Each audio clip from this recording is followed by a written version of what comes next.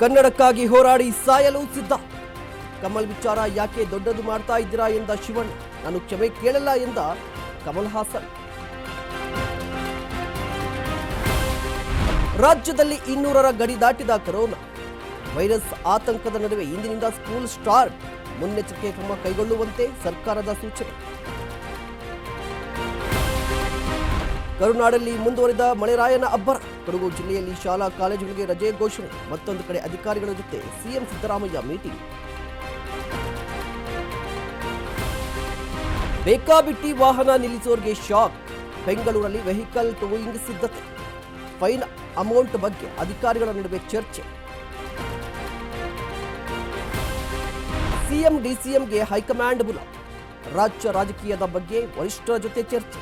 ಸಂಪುಟ ಸರ್ಜರಿ ಸೇರಿದಂತೆ ಹಲವು ವಿಚಾರಗಳ ಬಗ್ಗೆ ಮಾತುಕತೆ.